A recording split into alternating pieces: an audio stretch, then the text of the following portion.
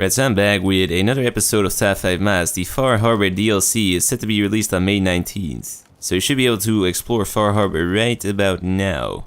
I mean, right if you watch this video, of course. You gotta know what your priorities are here. Anyways, I got a fresh list of mods for this week, so we're gonna get to that list right about now.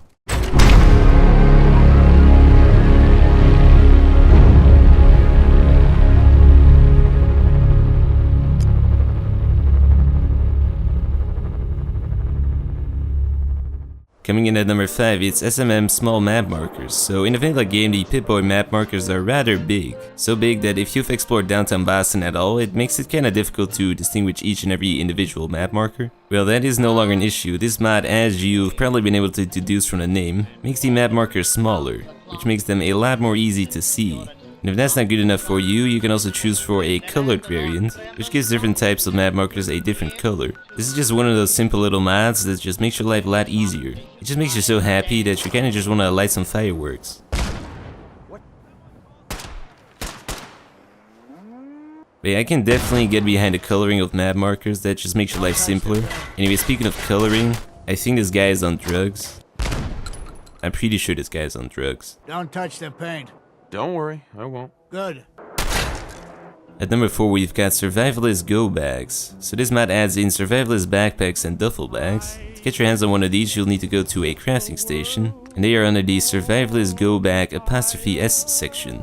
And if you put one of these on, it will increase your carrying capacity. Now there's 4 different types of packs: a one-shoulder strap backpack with a sleeping roll, a flashlight and a machete, just a plain old-looking backpack with a sleeping roll, a slightly bigger but still very much old-looking backpack with a sleeping roll and a machete, and then finally a duffel bag. For some of the types you can pick from a green, black or brown variant, but with the duffel bags you can go all out. You can go with just plain, machete flavor, you can strap an axe to this thing, a shotgun, a rifle, or an assortment of bludgeoning tools. I mean, I guess you gotta find out which one is most effective, or just use all of them just to make sure. But overall this mod is pretty cool.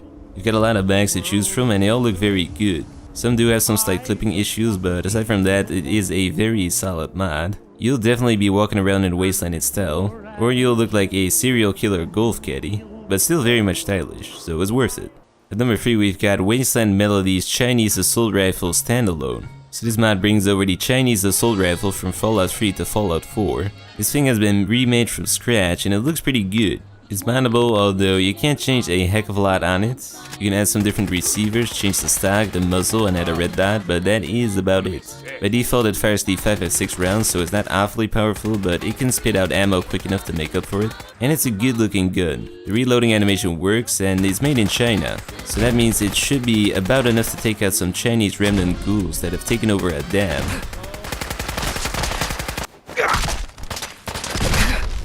Democracy is non-negotiable, as Liberty Prime once said. Yeah, whether you got Fallout 3 nostalgia or you're just looking around for a new toy, this is probably a gun you want to be checking out. So yeah, we've come to that house touring section again. Now, I know what you're thinking. You're like, Bart, didn't you find that amazing skyship last week? With built-in parkouring and a little kitty cat that you may or may not have fed a grenade? Well, yes, but basically I sort of steered a bit too hard when I was racing the Brother to Steel blimp and, well, yeah. I mean, it can happen to the best of us. So I'm looking for a new home again. And also my cat is probably really dead now.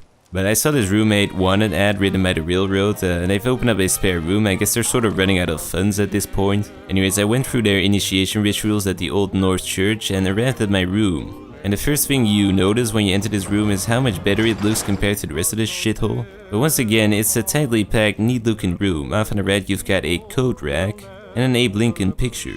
In front you've got a desk with some magazines, and off on the left you've got a bed with a Harriet Tubman picture. And right next to that a kitchen which connects to the bathroom, which contains the only toilet in the entirety of the railroad headquarters. So if you do decide to live down here, you better be prepared to share. And you also get a little kitty cat. So everything looks very good, but most importantly, above the beautiful desk you've got another Mr. Pebbles poster, the first cat in space. So I wondered whether or not I could get my cat into space if I gave him a little boost. Well, apparently not, but he is made of titanium, so maybe it's a synth cat. But anyways, things escalated just a tad bit. Breathe. Got to breathe. Yeah, so this is happening.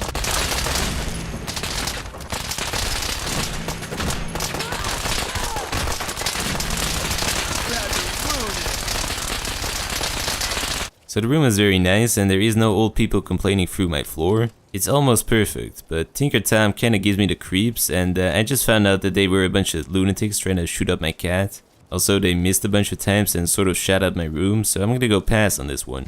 So I went looking for a house that did not require any weird initiation rituals, and I came to Bunker 13. Someone left a key to a perfectly good bunker in Concord in its hollowed out rock.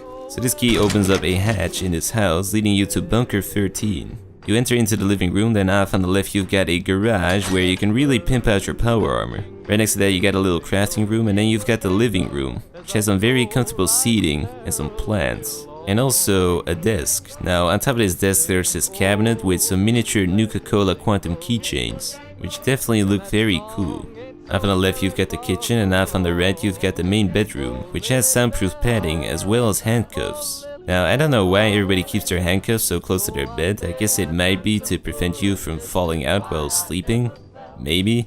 I'm gonna go with that one. Anyways, in case you get attacked, there is also a wall of weapons. And lastly, you've also got a guest bedroom, which has a footlocker as well as a bathroom. But this still isn't quite doing it for me. The furnace is kinda blown up. My tastes have definitely become a bit more refined since the Hindenburg 3.0. I need something a bit more pristine, so I have my pricing range and I found the Basten Villa. Apparently there is a pre-war villa tucked away in a rundown house just northwest of Bunker Hill. And while the ad wasn't lying, the inside is squeaky clean. Up on the right you've got a bedroom with some dirty clothes on the floor. This bedroom connects to a bathroom with a toothbrush and a bathrobe, which again is on the floor for some reason. Then you've got another bathroom, just in case the first one wasn't good enough for you. And also a living room slash kitchen. The kitchen has the necessary sugar bombs and Salisbury steak, and the living room has a fireplace, a TV, and a revolver on the table, just in case you've grown really tired of house hunting. So overall, a clean, pristine looking house. It does kinda give me the creeps though.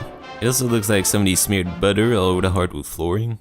I don't know, I'm not quite sold on this house either. Maybe I'll try to rebuild my Zeppelin and I'll be a bit more careful with the new one. I think I might go for that. Anyways, that was enough house hunting for one day. At number 1 this week we've got the Walther P99. So this mod adds in the Walther P99 semi-automatic pistol. To get your hands on this thing you'll have to go to Vault 111, then go into the little hut thingy, and it's right there on top of the yellow crate. This thing is pretty customizable, so you can keep it looking pretty plain. Go with slightly tactical with a red dot and a silencer, but if that doesn't quite do it for you, you can also go with really tactical, with a dual drum mag, a flashlight, a laser pointer, a compensator, a telescope, and a red dot. If you've got a good trigger finger, you can really lay down some suppressive fire with this thing. Never mind light machine guns, light support pistols are the future. But it is a good looking pistol, it also sounds good. It fires the 10mm round by default, so it's fairly powerful too. The only thing I can complain about is that I'm pretty sure they ripped the suppress sound from Call of Duty 4, but that is about it. It's a great pistol that you can customize to suit your needs, and it is definitely good enough to fight off a raider ambush. Well, that was it for the top 5 list, but I also like to spice things up with some bonus mods. So first up we got HN66S Sirius .12 Assault Suit. Man, that is a mouthful. So this is some fancy armor exclusive to females. Not only does it look pretty good, it also has you running faster, reloading faster, you can breathe underwater with it, and you can jump a lot higher. So some pretty cool armor. But just armor isn't quite going to cut it for me, I also need a gun. So I'm gonna go with the wabbajack pistol. Now first we have to get this thing, so you go off to the castle, then just south of it you got this small island with a weird head. Inside you'll find a wabbajack pistol. Now once you have it, you can use it to shoot at things, which will turn those things into other things. It's basically a strange version of Russian roulette. You're either gonna get something dangerous that's out to kill you, or you get a harmless toothbrush. But the wabbajack pistol is kind of an unreliable weapon when it comes to killing things. It has a tendency of not really killing things. So I'm also gonna go with the 40k bolters and bolt pistols, just in case things get a bit hairy. So this mod adds in weaponry from Warhammer 40k. I won't pretend like I know much about bolters, but in game these things don't really look all that great. They do however pack quite a hefty punch. They will make limbs explode. They're definitely good enough to take out a Raider Tea Party in mere seconds. Then afterwards you just have to make sure they're dead. Like, really dead. Well, that was it for this week's mods. Yet again, some very solid mods in there. Join me next week where I'll potentially be looking around for more houses. Maybe I'll finally get a pet dog instead of a cat. Maybe. Anyhow, until then.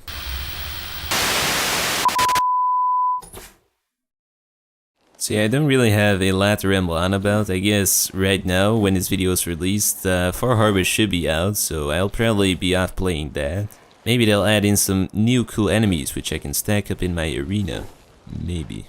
But I'm kind of expecting it to be Point Lookout 2.0, which isn't necessarily a bad thing, because I did enjoy Point Lookout quite a bit actually. Man, that was some time ago actually. Time just flies by. Anyways, until next week, watch the video in the bottom left corner and don't forget to subscribe. I mean, we might be past 100k at this point. Let's go for 200k. I mean, that sounds like a solid goal right there. Anyways, until next time.